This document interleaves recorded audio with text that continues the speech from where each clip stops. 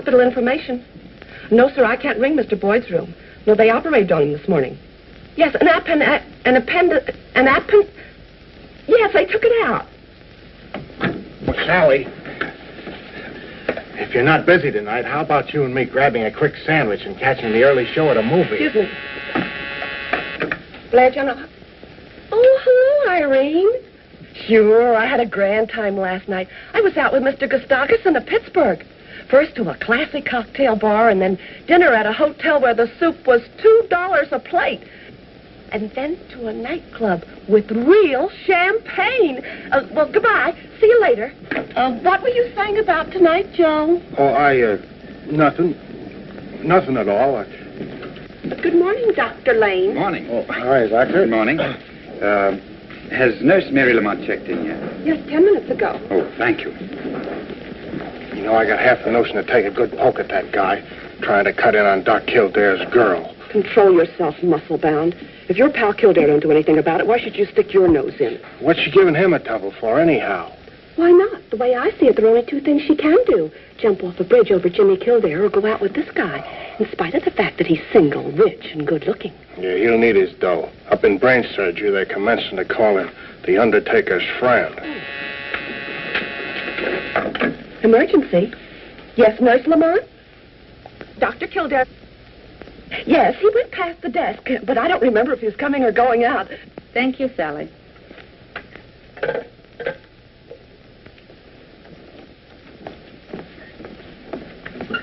Is Dr. Kildare in? Dr. Kildare is in Dr. Gillespie's office. And everything is okay. Gillespie shut himself up in the other room. Thanks.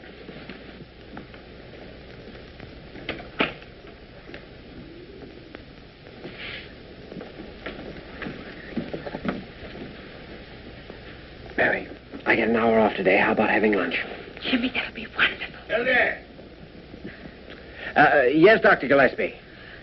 But I have to make a phone call first. Kildare! Jimmy Kildare! Coming, Dr. Gillespie. Mary, you have another date for lunch, haven't you? If you already have a date, then you mustn't break it. Besides, I'm not sure Dr. Gillespie will let me off. But, Jimmy, you know... Dr. Kildare! Can't you hear me? I'll be right there, Dr. Gillespie. No lunch, Mary. Kildare? This is the most ridiculous thing I've ever heard of. Jimmy, you've had a pretty busy morning. Why don't you... What did you want, sir? You were saying something was ridiculous. This report on Rufus Ingersoll. Jimmy, Rufus Ingersoll's been examined by every department in this hand-painting institution. Here are 27 different reports by 27 different doctors without a mistake in one of them. Why, it's impossible. Parker! Parker! Mr. Rufus Ingersoll should be treated with kindness, sweetness, and light. Will you kindly send in Mr. Rufus Ingersoll? Yes, sir. Let me handle this, Jimmy. Good morning, Doctor. Well, Mr. Ingersoll, good morning. And how are you feeling today? Never felt better in my life. Oh, that's fine. That's fine. Because your system's in a state of collapse. Sit down before you fall down. Mr. Ingersoll, you're suffering from a bad case of what we might call the dangerous age. You've been living too young. You've been eating too young. You've been drinking too young. You've been thinking too young.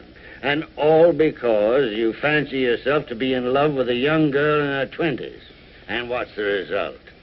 Your stomach is overworked, your heart is overstrained, and your kidneys look like the Battle of Gettysburg. My age has nothing to do with it. I'm still a young man. You're young enough to make a fool of yourself. Dr. Gillespie, I came here for medical advice. Okay, you take a large dose of common sense. Of course, your personal affairs have got nothing to do with me, but medically speaking, my advice is that you should lead the life of a gentleman of 50, with his wife and children. Otherwise, Mr. Ingersoll, one of these fine days, you're going to drop dead. Good day, Mr. Ingersoll. This way, sir. Next patient! Next patient! Well, how can I examine you with your uniform on? Examine me? I don't understand. Well, I call for the next patient, and you pop in. You must be the next patient. Have you forgotten Mr. Grayson's waiting in the next room? Why in the name of common sense didn't you tell me? Because you told me. Well, no, just shake a leg. Yes, Doctor. Oh, wait a minute.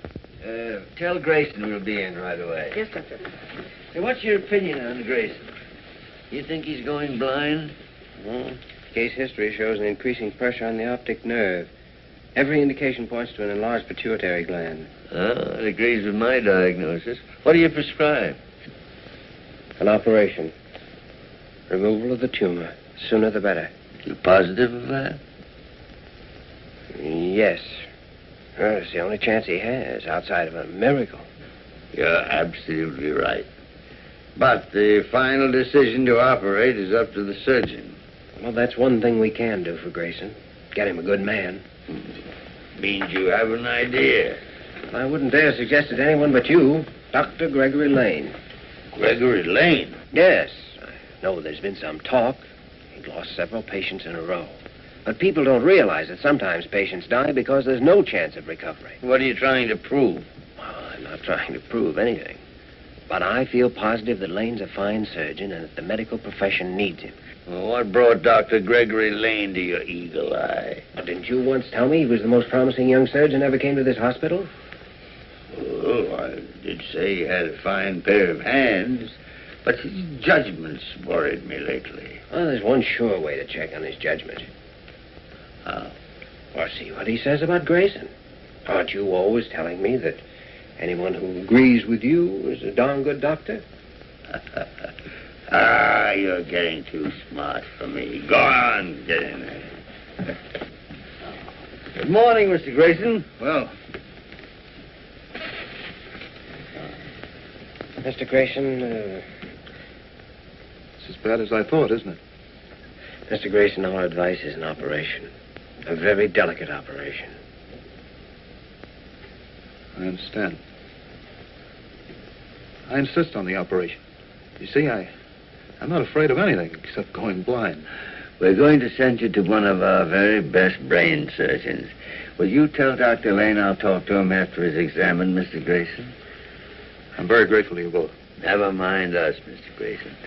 We'd be pretty bad doctors if we didn't do everything humanly possible for you. I know that. But we both know that the final power of life and death is still in the hands of the great healer. Yes, Mr. Grayson, that doesn't change. Dr. Carew is on the phone, sir. Thank you. Well, good luck, Mr. Grayson. Thank you, Doctor.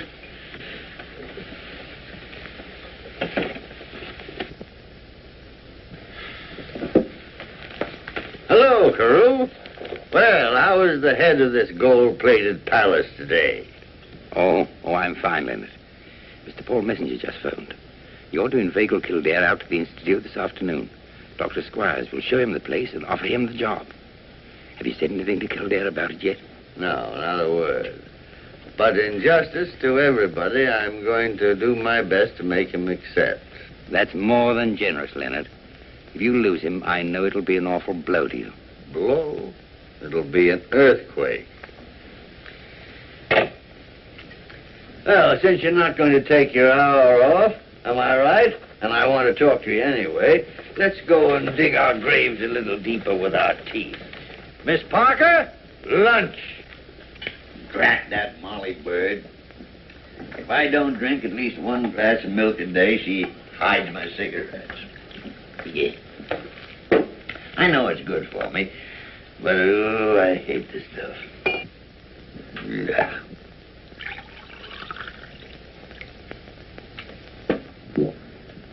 Yes. What made you hesitate about Grayson, Jimmy? For a moment, I wasn't sure. What made you decide? It was my best thought on the subject. That's the one most important thing for a doctor to know. To face situations with nothing to lean on but what he's learned. Yes, even in my short experience, there have been times when my blood ran cold. And yet you had to act like the Almighty, with life in one hand and death in the other. You had to do it, and you did. That's what I call being a born doctor. Couldn't have learned that from you, could I? Mm-hmm. Aren't you going to drink your milk? Oh, sure. But don't try and change the subject on me. Jimmy, you will make mistakes, but let them be your mistakes. Use your eyes, your heart, your brain, your instinct. Make up your mind, and then go ahead. Do you think I'll ever learn half what you know? Yeah, but you'll have to begin where I leave off. And do you think you're being fair to me? To yourself? To the medical profession? Well, what do you mean? You haven't seen Dr. Lockberg in 2 months. Why? Because I'm a good doctor, and I know what's the matter with me. Cancer isn't necessarily hopeless. Well, every time I intend to call Lockberg up, something important turns up. Nothing is that important. Look, if I'm to finish any part of what you've started, you'll have to stay here and teach me as long as you can. All right, Jimmy. I'll call him this afternoon to come over. I already told him to be here at 5 o'clock. Why, you Come on, drink your milk.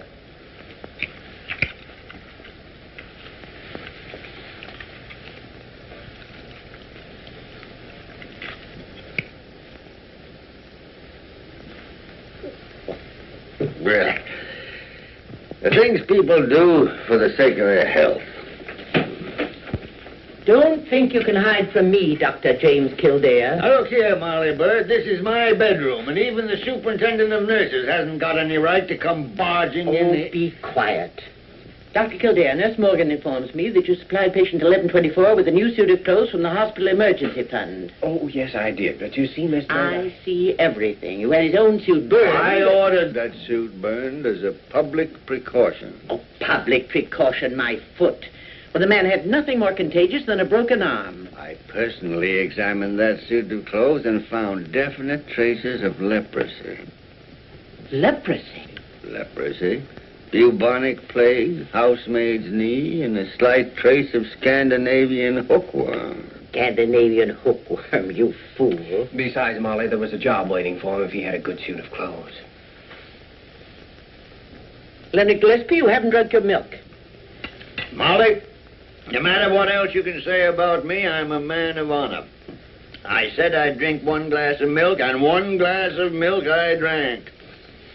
Give me my cigarettes, please. Then how is the bottle still full? You'll drink this glass of milk or no cigarettes today.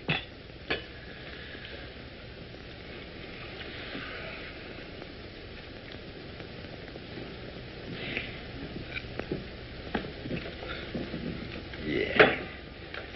Now give me my cigarettes. Well, they're still in your pocket. I forgot to take them out this morning. What friends? Well, you've been trying for 25 years to force somebody to take care of himself. It's a little hard to break the habit. Well, if you can get along without me for a while, supposing I run up and have a talk with Dr. Lane. Yes, Grayson's in pretty bad shape. Let me know when Lane wants to talk to me. That's what I meant to do.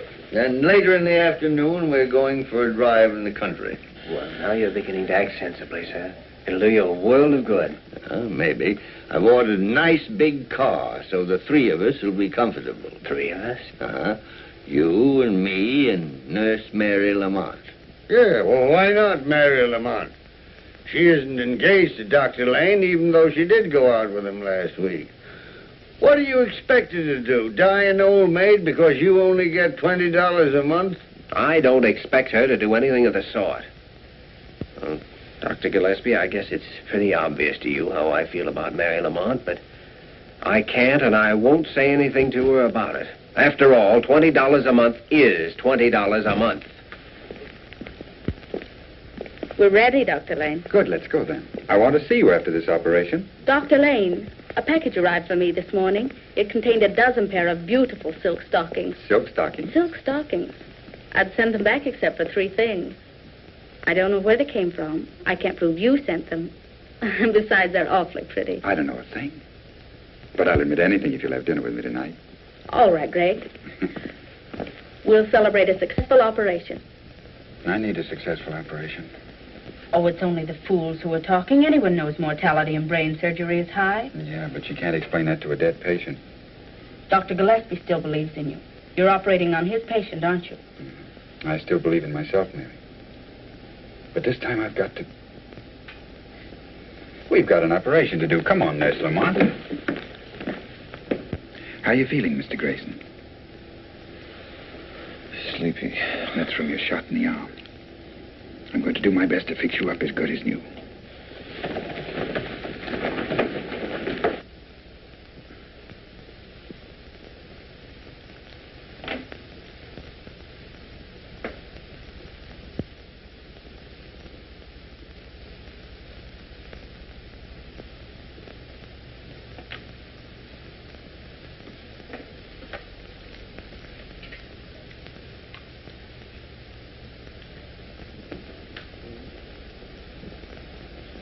Oxygen.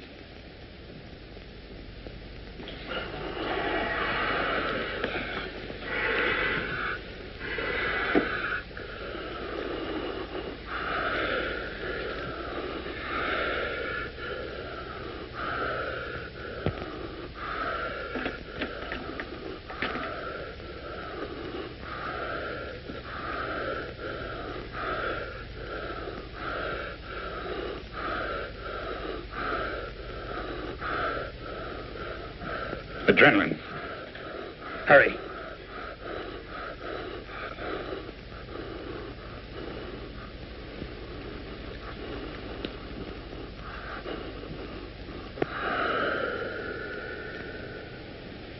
Never mind the adrenaline.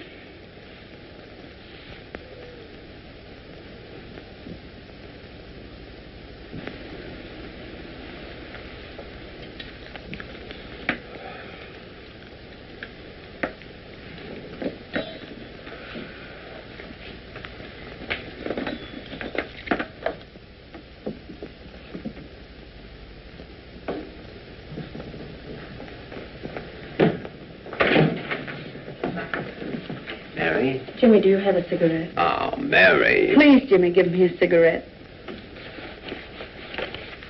All right. By the way, Dr. Gillespie wants you and me to... Thanks, Mary. Dr. Lane, I was in the gallery and I... The operation was a success, but the patient died.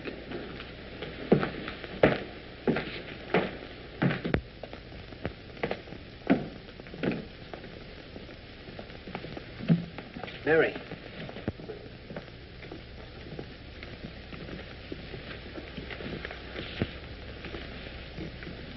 They're so new, aren't they? Just off the assembly line this morning. 41 brand new lives. Sort of evens things up, doesn't it? You mean about life and death? I didn't think about it that way. I just happened to come here. And your instincts were right. It's the best place you could have come to. This is what it's really all about. Jimmy, Dr. Lane did everything he could. No one could have done any more, could he? No one. See, Mary, I prescribed an operation. Lane agreed and performed it. We both knew how slim the chances were. That's our job, and it's one of the hardest things we have to learn. I haven't learned it yet. Oh, neither have I. That's what people need. Pure, sweet air to fill your lungs with. And open up your pores to the sunshine. What's the matter with you, Mary? You look as if you hadn't opened a pore for months. I did surgery today under Dr. Lane. Now, Mary, that patient had 1 chance in 100 of living through the operation. 1 chance in 1,000,000 of living without it. You're absolutely right. I reported that fact to Carew, too. What did Dr. Carew say? Well, what could he say? Too many people dying. Dr. Gillespie, Greg needs help. Dr. Lane, I mean. You're right, Mary. Something ought to be done about it. Isn't anybody interested in where we're going? We're going to the Messenger Institute at the university. Who told you? It wasn't me, Dr. Gillespie.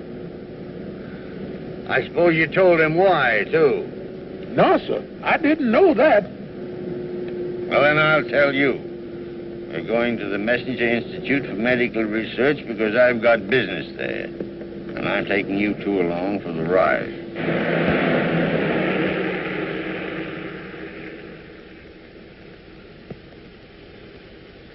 Of Mr. Messenger's open-handed generosity, this building with its magnificent equipment is a shining example. Now, listen, Egghead.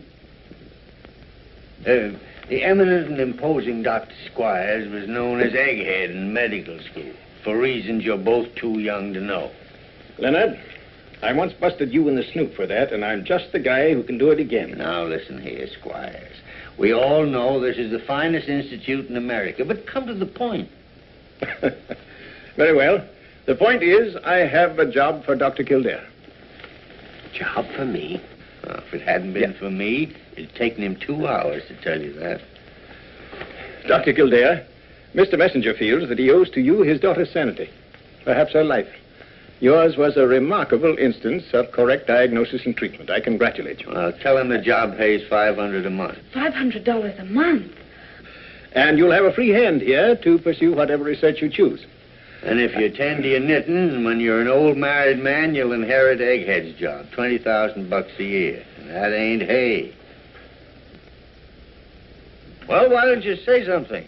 Don't stand there like a bump on a log. Well, it's the sort of thing you dream about. Dr. Gillespie, you knew all about this? That means you want me to take it? Do I want him to take it? You hear that, Egghead? These youngsters are hard to please. You show them the house that goes with the job. House? Oh, yes. Shall we go see it? I've ordered some tea. Tea. When I first knew him, he thought clean shirts were effeminate. Now he drinks tea. It's Mr. Messenger's idea that a man does his best work when his home surroundings are ideal. Thank you, George. You think you could be happy here, Dr. Kildare? Happy? Well, he'd be crazy if he couldn't. Well, you show around, Jimmy. It's your party, you know. I feel a little tired. I think I'll stay here and have a spot of tea with Dr. Squires. Maybe a crumpet or two. Well, Egghead, how am I doing? If I hadn't known differently, I'd have thought you really wanted him to take the job. This is the greatest opportunity Jimmy will ever have in his life. And if he takes it, all I've planned will come tumbling down around my ears. All jokes aside, Leonard, won't you have a cup of tea? Suppose I get you a glass of milk. Milk? Yeah. I'm so full of milk now, I'd be afraid to meet a calf. Isn't it lovely? This isn't true. This sort of thing doesn't happen. But it is true. You have everything in the world ahead of you. I wonder. Dr. Gillespie wants you to take it, doesn't he? Does he? He even bragged about the salary. You remember that. Oh, right now, I'm not thinking about the money. But you must think about it. It's your future, your whole life. Who was it wanted you to see this house? It was Dr. Gillespie, wasn't it? Yes, Mary. He even talked about the future. That's what he said. I wish I knew what he was thinking. Well, shall we look at the living room? Mary, do you have dinner with me tonight? I've got a date. I'll get out of it, Jimmy. Hey, break it up, you two. Dr. Kildare, I think we'll be ready for you to move in, say, next Monday. You're very kind, Dr. Squires, and Mr. Messenger's generosity is tremendous, but I'm afraid I'll have to think it over and let you know. Of course, Dr. Kildare. Think it over. Will you have a cup of tea? Say, Egghead, I think I'll take that milk now.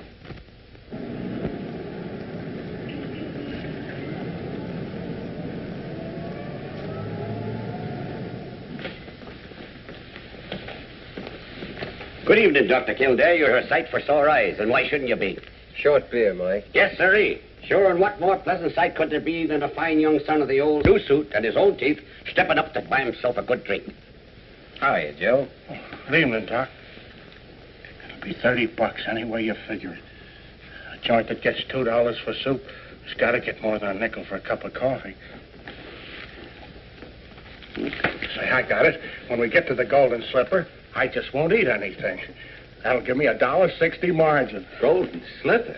Well, even if you don't eat, the cover charge there is $5 a head. Huh? $5 a head, even for not eating? Oh, boys, there must be some way out of this. Joe, my boy, maybe I can help you. There's a drink I can mix that'll solve all your troubles. If you can only coax the lady in to sample it. Wait a minute, Mike. Now, Dr. Kildare, I'm referring to a humble little concoction known as the Kiss of Kilkenny. It don't make you drunk, and it don't make you dizzy. It leaves you with one consuming thought in your mind, to sit quiet in your chair and listen to the angels sing. Will it keep a lady sitting here all evening? My friend back in County Donegal, I personally concocted one for a giddy young thing who wanted to be took to a dance. How long did it keep her quiet, Mike? Well, sir, that was 13 years ago come Shrove Tuesday. And according to a letter I received last week, she's still sitting there. Say, I know this gal of mine. You fix up 2 drinks for her, and I'll be back here in a jiffy with her. What do you advise for dinner, Mike? Well, I can fix you a steak as fresh as a new policeman. 2 steaks medium rare. Coming up. 2 steaks medium rare for Dr. Kildare. Give him the 2 we're saving for the boss. Hello, Mary. Am I late, Jimmy? No, sit down. I've already ordered the steaks. Are you hungry? Starved. Good. Mary, did I ever tell you what my mother said to me when I left for New York? Several things. Which one? Well, she said you'll never get anywhere trying to be anybody but Jimmy Kildare. Jimmy Kildare's all right with me. Over the past hour, I've been trying to be someone else. Why, Jimmy? Because if I were someone else, maybe I'd have brains enough to say this in a different way. Say it your own way. I'm not going to take the job at the Messenger Institute.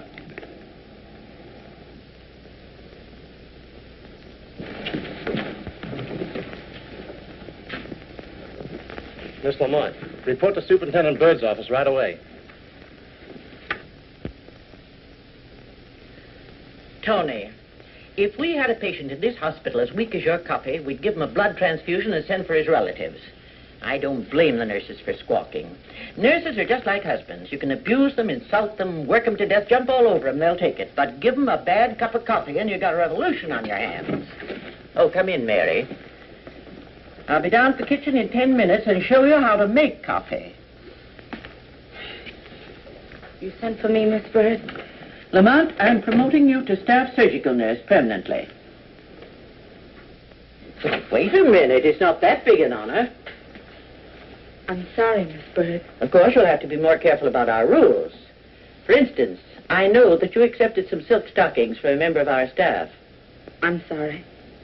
I'll send them back. Before okaying this promotion, I must know that you plan on staying with this institution. I guess I'll be here forever. Because I certainly would not give this chance to a girl who's liable to quit her job to get married or something. I'm not figuring on getting married. No, child. I don't know why I'm so silly. Well, I know. I wormed it out of Dr. Gillespie about Jimmy Kildare and the Messenger Institute, and this can only mean that he didn't decide the way you wanted him to. I kept hoping against hope. The only man in the world? It's not true, Mary. It's never true. If it were, 9 out of 10 women in this world would never get married. And we women can be thankful that fate fixed it that way. Because so many times, so pitifully many times, Cinderella can't have her prince. And if there were no other man in the world for her, how would the Cinderellas end up? Like me, Mary. I'm 49 years old, and what have I got in life? Bad coffee. No, Mary. Give any woman a decent husband with a clean shave and a pretty good chance of getting on in this world, and she'll come so close to thinking it's love that she'll fool him and herself. I never thought about it like that. Well, try thinking that way.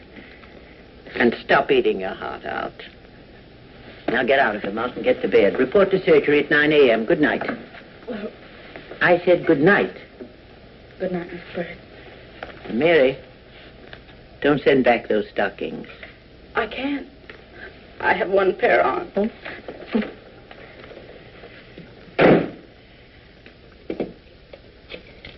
Hello. Superintendent Bird speaking. Beginning tomorrow morning, Nurse Mary Lamont starts as staff surgical nurse. Salary increase accordingly. She's to be assigned to Dr. Gregory Lane.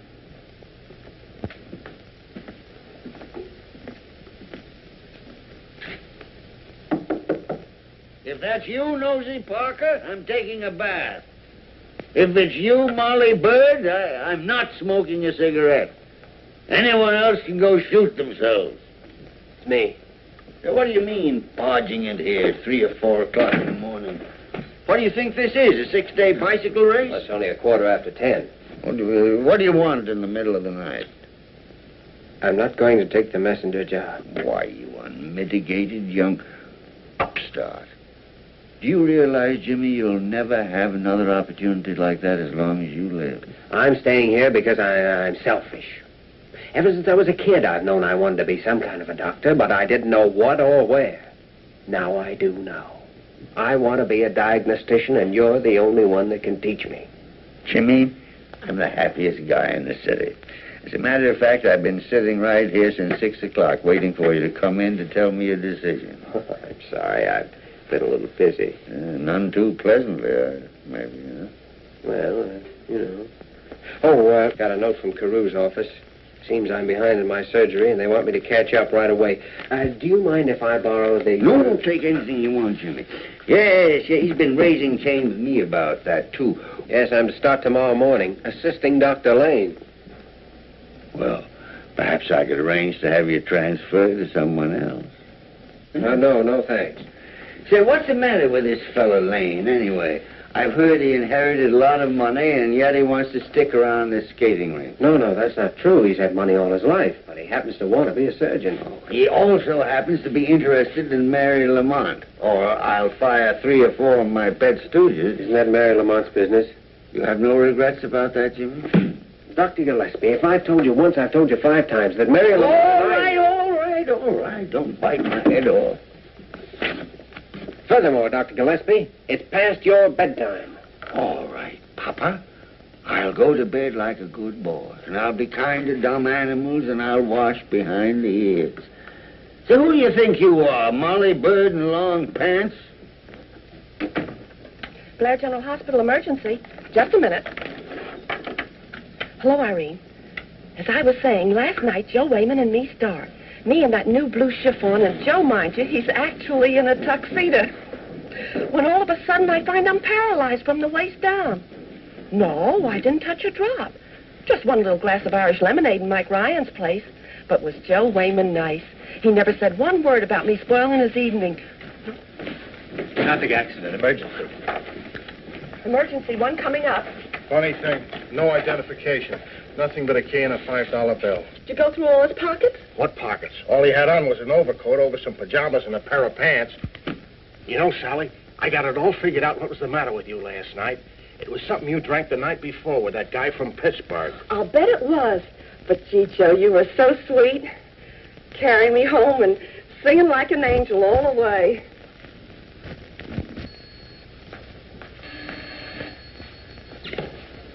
This is Surgery B. One coming up? Okay. There's a case coming up from emergency. Good morning, Doctor. Oh, good morning, Doctor. I'm assisting you. I have some surgery to catch up on. I'm glad to have you. I had some pretty unkind thoughts about you last night, Kildare. Last night? Yes, I had a date with a very pretty girl for dinner right up to dinner time. Oh, I'm sorry. Maybe you are, but I still had dinner alone. Well, it's nice having you around. I can keep my eye on you. Here's the X-ray, Doctor. Increasing intracranial pressure, pulse slowing, temperature rising.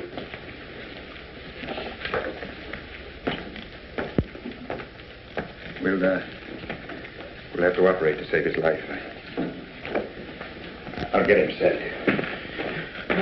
What day is this? What day is this? Wednesday. Wednesday. Good. I thought for a moment I'd missed it. Missed what? Friday noon. I've got to... Now, look, you have a head injury. A skull fracture, and I'm afraid we'll have to operate. Operate? What's this for? It's to help you rest, to quiet your nerves. How bad is my head? Why don't you just put yourself in our hands? We'll do everything that possibly can be done. You mean I might die? With an immediate operation, you have a very good chance of pulling through. I won't be operated on. I've got to get out and be... Oh, if you get up now, you may not live to reach the street. At 5 years of dying, I won't be operated on. Oh, you want to live, don't you? I'll live. I couldn't die now. I've got to live till Friday. What about Friday? Who are you? What's your name? Perhaps we can help. How could you tell?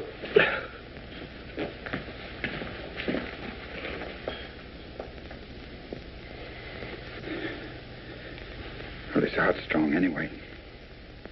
I'll tell him to get ready. Wait a minute.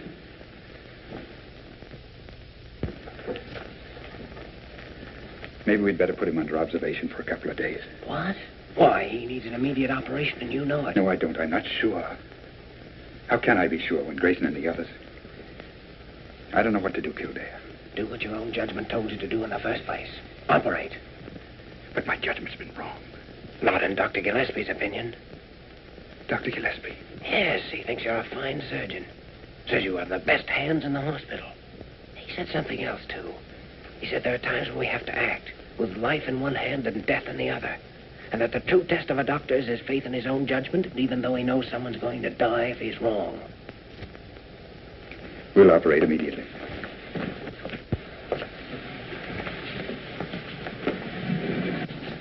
This patient has refused the operation, but I take full responsibility.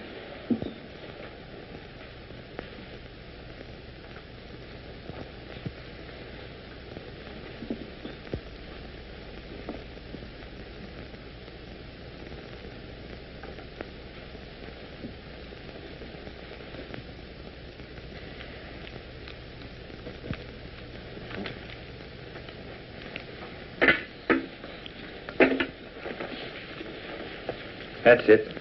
Take him away. How's the pressure? Fine.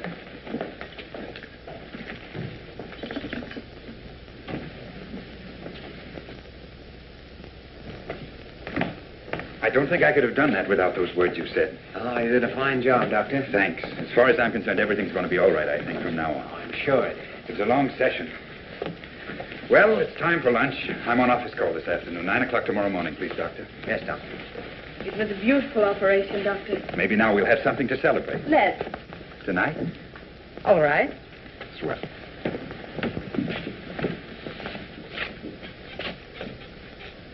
Dr. Kildare. Yes, Dr. Crew. I'm very pleased you decided to remain with us. Why? No explanations are necessary. I understand. Where's Dr. Lane? Oh, he's just left for lunch. Wish you'd been there. You'd have seen the kind of brain surgery you read about. Is that so? Well, I trust you're right. Doctor, because of the somewhat unusual circumstances, I'd like to have your personal report on this case. Well, Dr. Lane has office duty, so naturally I'll be watching it. Very good. He's coming out of it now. Breathing easily and naturally. Mm-hmm.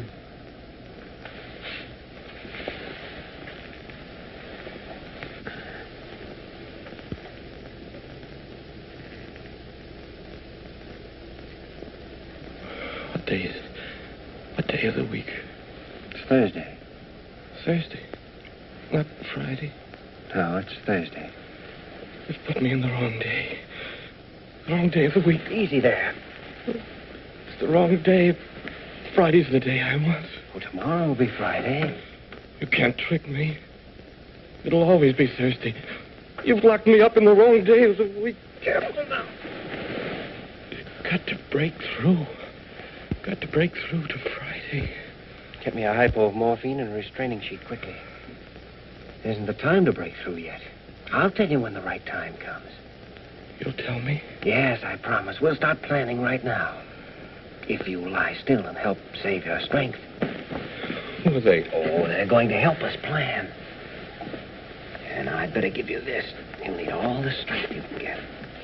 Close your eyes. That's it. Get that restraining sheet on him quickly.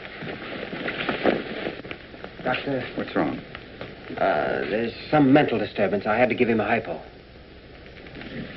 Couldn't it be the effect of the anesthetic? I'm afraid there's no doubt. His mind's gone. But if you hadn't operated, he'd be dead now. His brain's dead. What good if the rest of him's alive? You were there, Kildare. You saw everything. I didn't make a single mistake, did I? Not one. Well, and how's the patient? Why, that's a restraining sheet. Yes, I thought it was wise. The patient showed signs of becoming violent. Violent? Dr. Lane, what is this?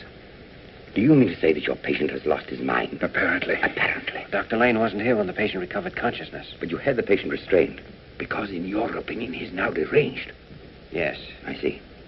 Dr. Lane, remove your patient to a private room. It's the least we can do. Then I'll see you in my office. Dr. Carew, you'll want me there, too, won't you? No, this is Dr. Lane's responsibility only. Oh, nevertheless, I'd like to be there. Don't stick your neck out, Kildare. It's my neck. Dr. Lane, I freely concede that a doctor constantly has to make decisions, to operate or not to operate. But also, he must be right when he makes those decisions. Otherwise, we... Wait a minute. I'm in on this. What have I missed? I just left your patient. He's as mad as a March hare. What were you saying, Carew? Dr. Lane has made one too many mistakes. Dr. Gillespie, I was just saying that in this last case, I urged Dr. Lane to operate. I hesitated a moment, but the decision to operate was my own. Well, then why's Kildare on the carpet? He isn't. He insisted on being present. Look, let me settle this thing once and for all. I decided to operate, and in a similar case, I'd do it again. Good. Now we know where we stand. Right. Dr. Lane, errors of judgment are difficult to prove. But in this case, you also performed the operation without the patient's permission, violating his legal right. His legal right to die? If you please, Dr. Kildare. You, Dr. Lane, have placed this institution in a very serious position. You're suspended from duty pending a hearing before the hospital board tomorrow, Friday at noon. I'm sorry. You may go. Dr. Carew, I'd like your permission to testify at that board meeting. I can't permit that. And how could you possibly help Dr. Lane? Well, I don't know. He don't know. He wants to prove the operation didn't make the patient insane, but he don't know how to do it. Come on, Jimmy. Now, wait a minute. Suppose the man was insane before the operation. Suppose, for instance, he was suffering from schizophrenia. Poppycock. I don't think the hospital board would be interested in your theories. Your request is denied. But after he came out of the anesthetic, he spoke incoherently of Friday. And before the operation, he made it very plain that Friday was more important to him than living. Now he's a psychiatrist. If you concern yourself further in this case, neither of us can save you from the unpleasant medical and criminal consequences. Kildare, you seem to forget one thing. Dr. Lane went ahead after the patient had refused the operation. But if the man was insane, he had no legal right to refuse the operation, which left the decision up to the doctor.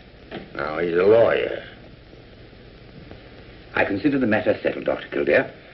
Which is the way a high-class gentleman says, get out of my office and mind your own business. Come on, Jim. Can you get along without me for the rest of the day? Oh, I guess so. It might be a good idea. Go on out and take in a show. Forget all about this little difficulty. No, I don't think it's so little. Maybe I haven't been here long enough to get the hospital viewpoint, but if Lane's kicked out, it'll look as though he murdered those patients. And we know he didn't. You going back to your office? No, I'm not. Get your hands off my chair. Oh, I'm sorry. I'll see you tomorrow. Where are you going? I don't know. Maybe I'm going to make a fool of myself. I don't doubt that, but how? I'm going to find out who this mysterious man is, so that I can prove he was mentally deranged before Lane operated. Now he's a detective. Listen, Sherlock Holmes, there are 7 million people in this town. How do you expect to track down the identity of one unknown lunatic? If you get yourself tangled up in this Lane affair, you might as well hunt yourself a new job, because I need an assistant that works for me. Now play that on your harmonica. Walter, you're a great man, a magnificent man to head this hospital. But you don't know any more about handling Jimmy Kildare than I do. I'm upset myself. I hate to have to do this to a nice young fellow like Lane. In the old days, they used to draw and quarter them, nail up their heads on London Bridge. Today, we're not that merciful. When they kick over the traces, we have to throw them out and let them die of broken hearts. Listen, Mr. Gustafson, you may be a big man in Pittsburgh, but you're no gentleman, you gorilla. You take a girl out and fill her full of fancy soup and poison champagne, and the next night I can't move a muscle. Oh, I'm all right today. No thanks to you. But from now on, I'm sticking to hamburger and lemonade with a square-shooting guy that wouldn't even think of playing a dirty trick on a working girl. Goodbye, rat. Emergency. No, I haven't seen Dr. Kildare for an hour. He went out of here in his street clothes, said he was off for the day. Sure, if I see him, I'll tell him.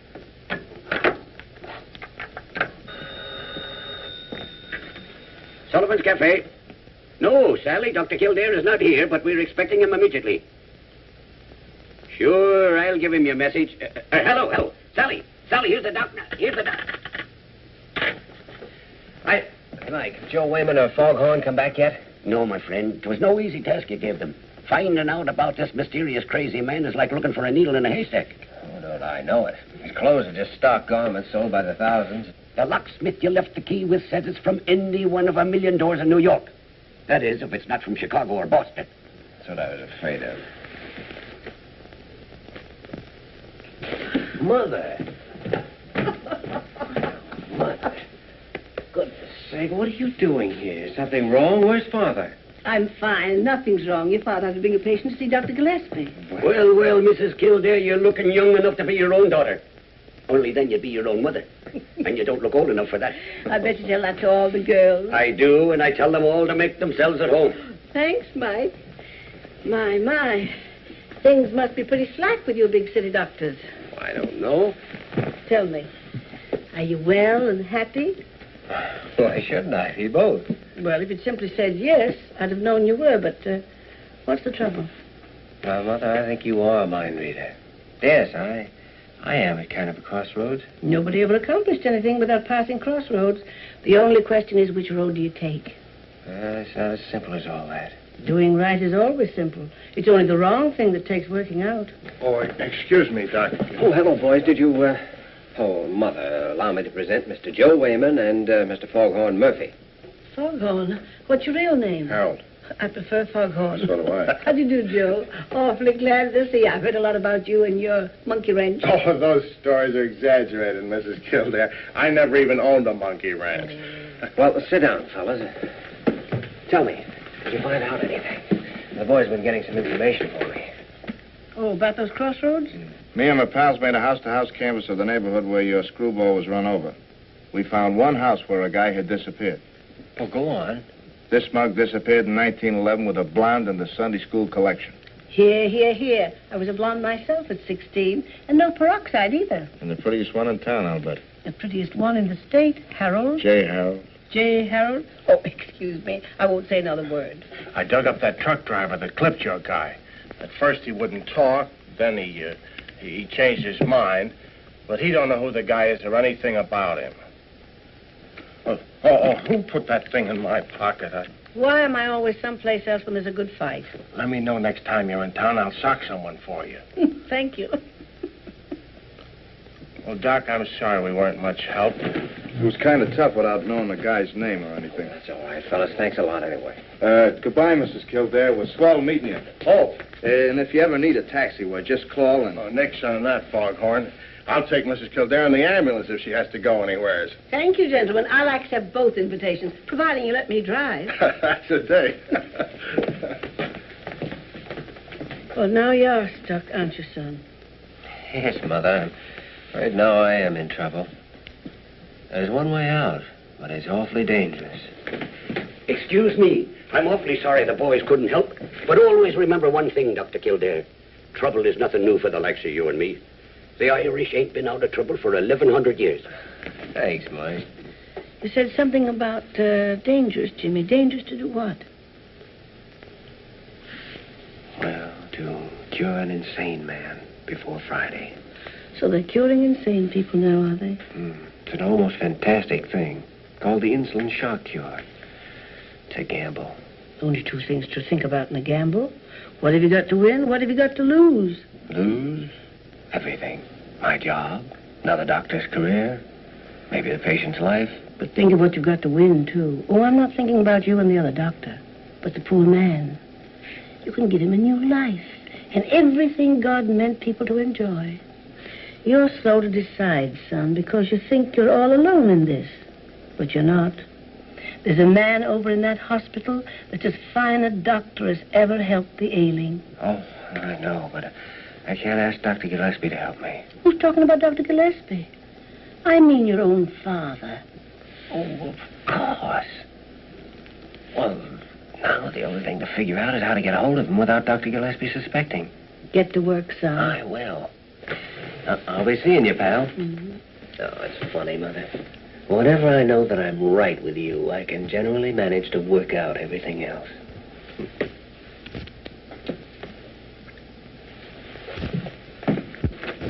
Joyner? Joyner? Oh, I wonder if you'd do a favor for me. It's awfully important. Precisely 6:30, I'm leaving here to meet a young female person whose boyfriend is confined to room 714 with a broken leg. Until then, I'm going to lie quietly and conserve my manly figure. Oh, you're going to make a phone call for me, and then you're going to take a walk for about half an hour. And furthermore, the young female person has bright yellow hair and practically no brains. Dr. Joyner, if the young lady is free for the evening because her boyfriend has been forbidden visitors, by your orders, of course, I could easily report that out. Oh, no, don't shoot. Who do you want me to phone? Gillespie's waiting room. Oh, Dr. Stephen Kildare. Just a minute, please. Hello. Yes? Yes, I understand. Well, just as soon as I finish here. Pardon me, that is my wife. Oh? You see, the rash hangs on in spite of everything that I've done, although it's confined to our hands. Well, it's obviously a skin allergy. Allergy? Yeah. Why, that might take months to identify. Tell me, Mrs. Gray, what do you do with yourself? How do you spend your time? I don't do anything, as long as I get my check from my son, keep the frost off my petunias, and play a little mahjong in the evening. Mahjong? Mahjong? I've heard of trouble with mahjong sets. The lacquer contains sap from a Japanese tree of the sumac family. That could account for the skin disease. I could believe anything about that mahjong set. My daughter-in-law sent it to me. Julia, you didn't take it with you to the Yellowstone last summer, did you? I did not. You can't play mahjong on horseback. You see, when she came back, her hands were all cleared up. Well, there you are, Dr. Stephen. You got it. Suppose we keep Mrs. Gray here for a couple of days and fix up this rash, and then when you go home, take up solitaire. In the meantime, we'll put her across the hall in that nice big room, 370. Oh, Dr. Gillespie, which the rich Mrs. Van Allister has already paid for until Tuesday. I sent her home this morning. Nothing wrong with her but too much money. Goodbye, Dr. Gillespie, and thank you. As long as Dr. Stephen did all the work, I don't owe you a cent. Goodbye. Sit down. Well, I'm ever so much obliged to you, Dr. Gillespie. I've got to run along now. I'll be back. Next patient. No, hold the next patient. Come in. Say, Parker, did you notice that I said anything to offend Dr. Stephen? Or was it my imagination that he was acting strangely? I wouldn't know anything about that, but if it was his wife on the phone, he's married to a woman with a bass voice. Hello, Jimmy. Oh, hello, Dad. What is all this? Please sit down. Why all the mystery? Is anything wrong? Dad, what do you know about the insulin shock cure for insanity? Insulin shock? Why? Well, tell me, have you ever actually seen a cure effected? Yes, I have. And it was one of the most terrifying things I've ever seen in all my life. Ah, but it worked, didn't it? Yes. Yes, it worked because it was performed under the most ideal circumstances, with cases that had every chance of surviving. Well, then you've never seen insulin tried when the patient wasn't in perfect physical shape. Oh, no. No, in case of any injury, especially to the head or the brain, they wouldn't dare. But, Jimmy, stop dodging the issue. If you need any help, I'm your father. I'm sorry. This is my problem. I know it is, Jimmy. And I don't want to interfere. I'll tell you how you can help me. I've read everything about insulin shock. I know all the theories. But I want you to tell me everything you saw. Don't leave out one detail. Right from the beginning. Well, Jimmy, insulin shock causes the patient to revert backward through every stage of evolution. At the dictates of his shocked brain, His human body attempts to simulate all the actions and mannerisms of each successive step. Back through the ape, the bird, lizard, fish, and so forth. This abnormal effort involves the most horrible convulsions.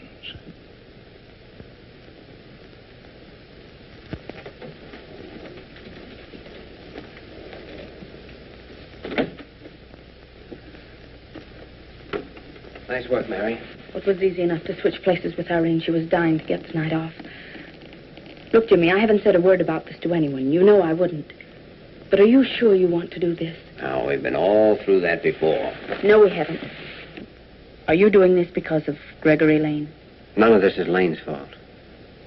Nothing more than that? Mary, there's a man in there. And if his particular problem isn't solved by tomorrow, he stands a good chance of being a miserable object the rest of his life. Tomorrow's Friday, and I have to find out what that means to him before it's too late. Here we go.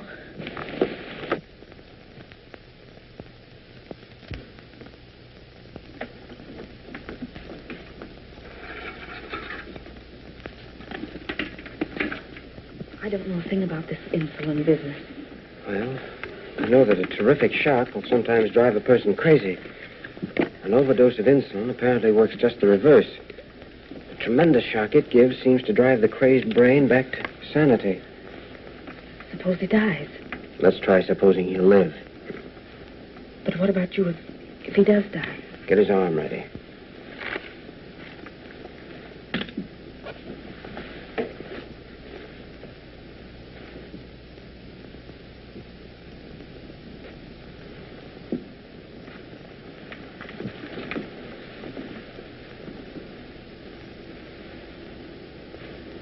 How long does it take?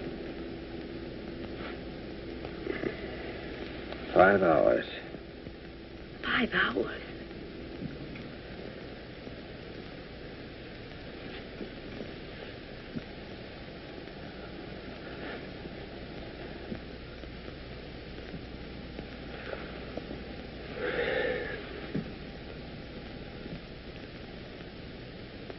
Two and a half hours. Ought to be at least 2 hours more before the effects have penetrated into the deepest part of the brain. How will we be able to tell? If I'm right, his actions ought to tell us. See, the theory is that buried deep in the human brain is a primitive brain of our earliest ancestors.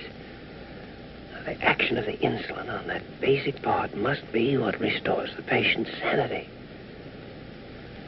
Because what actually happens, no one knows.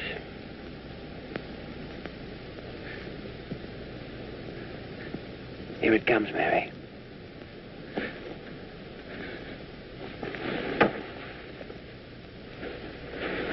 It's working.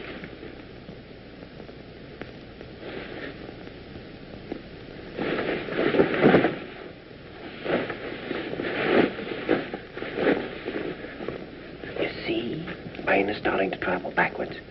The body is compelled to follow.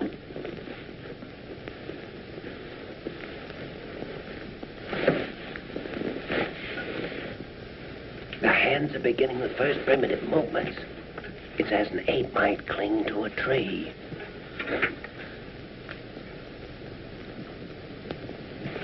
Convulsions are a necessary part of the process. The body is desperately trying to obey the impossible commands of the brain.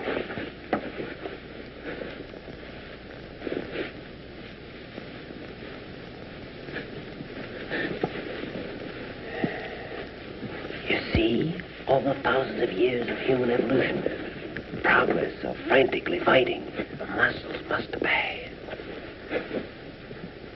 The brain is saying you're no longer a man, you're an animal.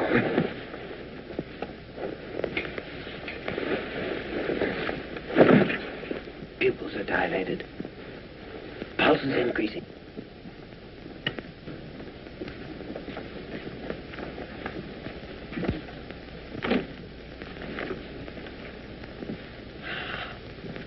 Dr. Kildare. What do you want? There's been a change of nurses in this case without my knowledge or permission. I did that. Dr. Kildare, what you're doing with this patient is between you and your conscience. Or between you and Dr. Carew, which might be worse. Molly, please. But personally, I think you were born to be hanged. Do you think she'll tell anybody? On the pillow. Watch his head. Jimmy, how long do these convulsions keep up? May get less. May grow worse. We won't know until the 4th hour.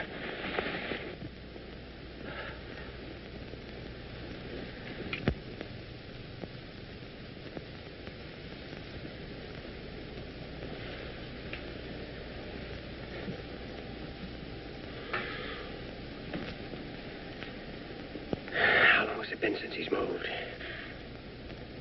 Over an hour. It's time. Glucose and tube ready? Glucose. Yes. Temperature. This can't be right. 86. Nobody can live at that temperature. 86. Seems impossible, but it's true. These cases can survive temperatures that otherwise would mean certain death. Reaction to light. Lid and corneal reflexes sluggish. Ready with the glucose. Give me the tube quickly. His brain is completely released. If we let him stay too long, we'll never get him out of it.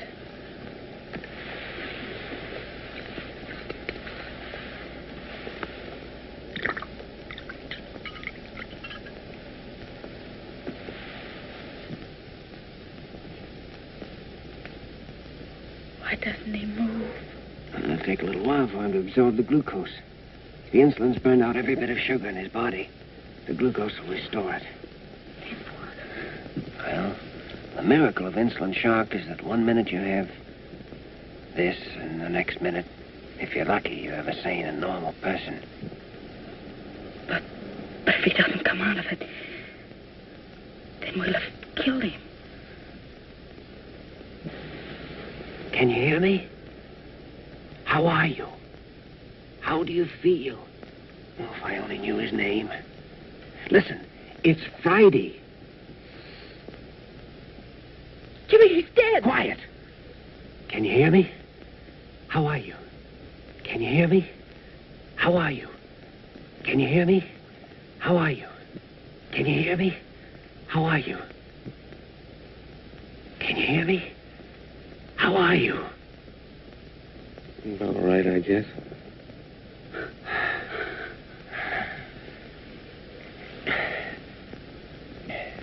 Milk and jelly sandwiches right away, please. Jelly sandwiches? Jelly sandwiches and milk, nothing else, right away. Yes, Doctor. Yes, Doctor.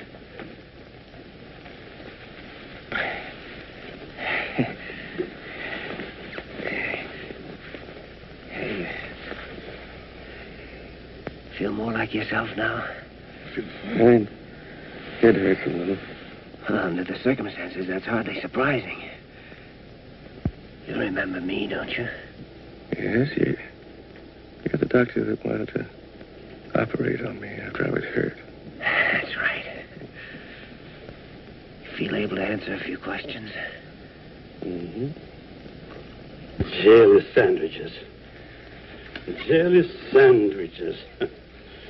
Do you want the jelly inside the sandwiches, or do you want it on the outside? Oh, that's ridiculous. Not in this crazy place. I make coffee for the king. He raises my salary. I make coffee for the general. He kisses me on both cheeks. I make coffee for Molly Bird. She sends it for my relatives. Take them away. He's fine now, Mary. Just give him that food and don't let anyone talk to him until I get back. Back? Where are you going? I've got the answer to this whole business, the thing that was locked up in his poor, twisted brain. Now, listen, Mary, there's no time to explain now. But remember one thing. No one's to see him, and no one's to talk to him. Because if anyone questions him before I get back, it's liable to ruin everything. Do you understand that? Yes, Doctor. Well.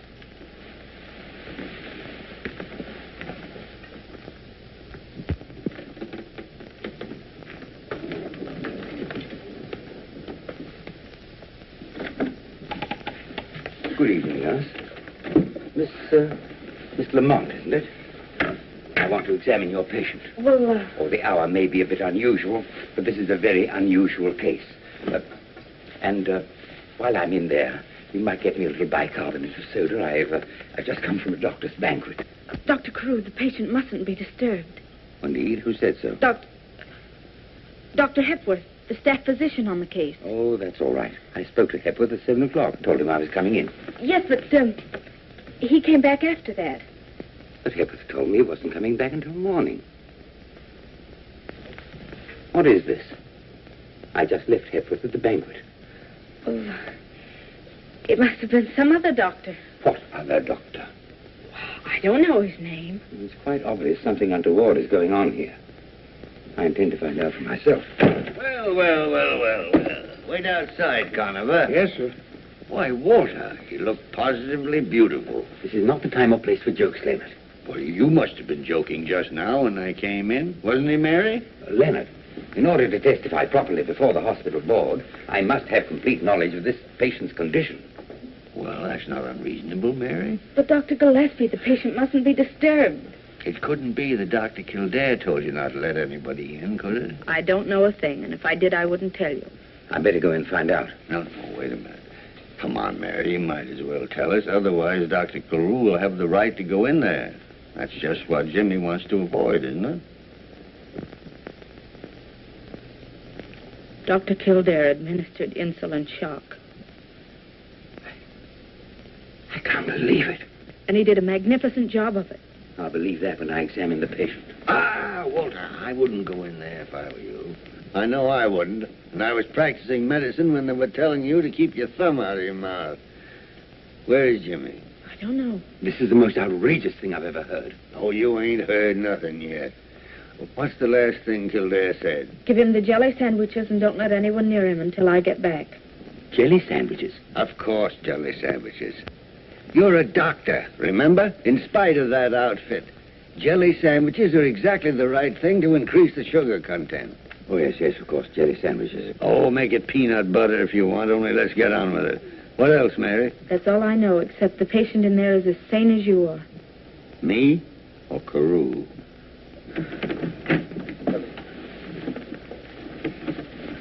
Dr. Kildare. Dr. Kildare, you're suspended from further duty until... Just one moment. Nurse, has anyone been in that room? Not a living soul, Doctor. And you're not going in till I know all about this? No, I know, but Mrs. Adams is. She has a legal right to see her husband. Will you come in now, please? Everything's going to be all right, if you'll just remember.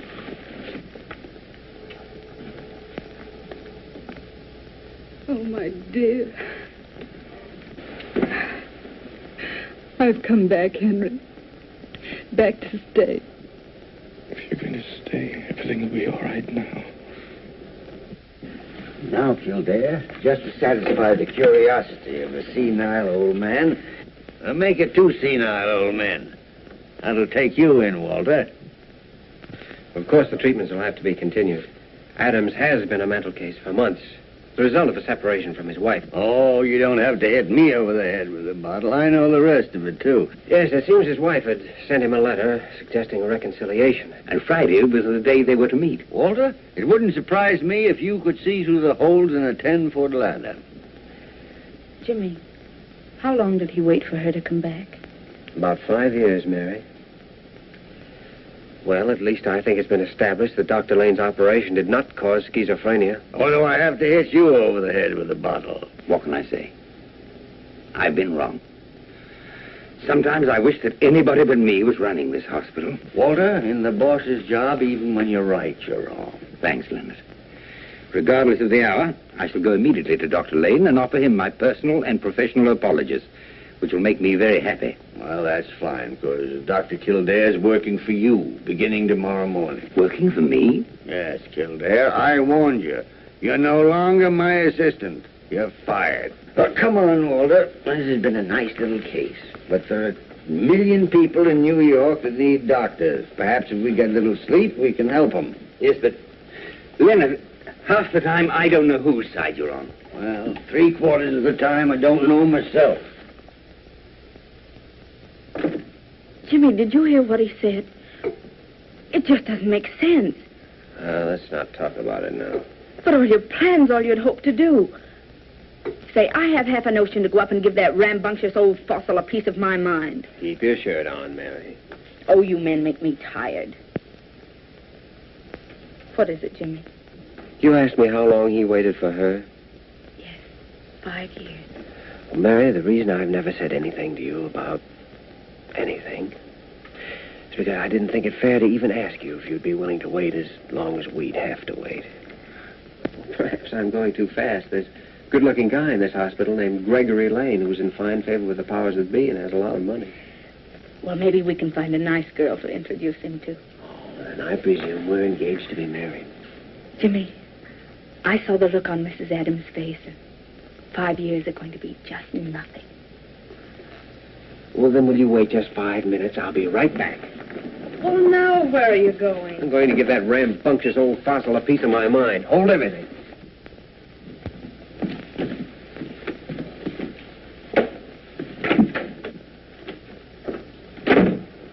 I suppose you thought I was going to take that crack of yours lying down.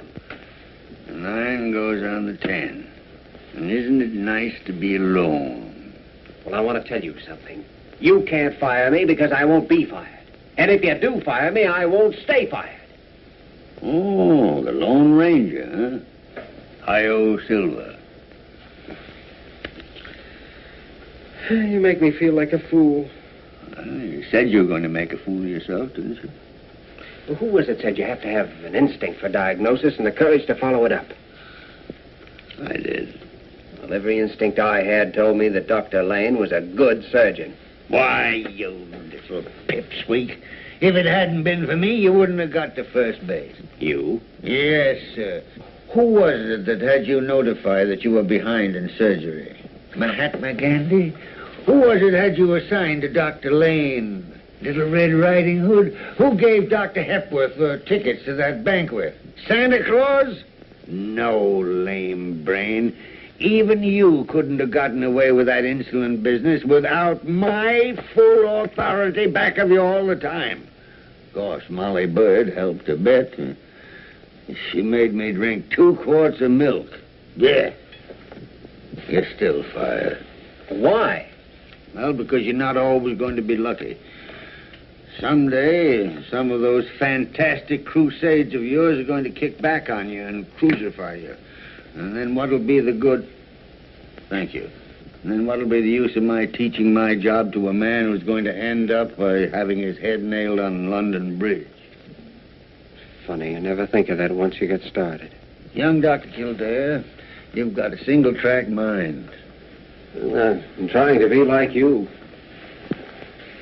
There's only one man in the world like me. Me. Well, I wish you'd act more like it sometimes. Boy, I haven't made a mistake since 1926, except you. Now, what about Dr. Lockberg? Well, what about Dr. Lockberg? I saw him last night, 5 o'clock. You made the appointment. Mm-hmm. And instead of letting him examine you, you spent the entire time teaching him to play double solitaire and smoking cigarettes. Well, Jimmy, suppose I promise you to see Lockberg 3 times a week and you can stay in the room. Eh? That is, provided you'll promise not to make a fool of yourself more than 3 times a year. Why do you think I came up here? What do you think I've been waiting up here, all dressed up in tight pants? Jimmy, for the love of Pete, give me a cigarette, will you? Well...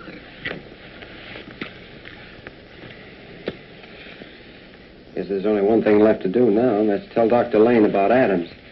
I'll go do that now. Oh, no. That'll keep until tomorrow. Oh, no, it won't either. Lane's waiting in his room. I telephoned him when I left for Mrs. Adams. Well, I'll go along with you. Well, I think you better know. Oh, yes. Conover? Where is that sleepy rascal? Well, I'll give you a hand. Unless you'd rather not. No. Go ahead, Jimmy. You push. As long as I know you're back there, I know you're not in any mischief.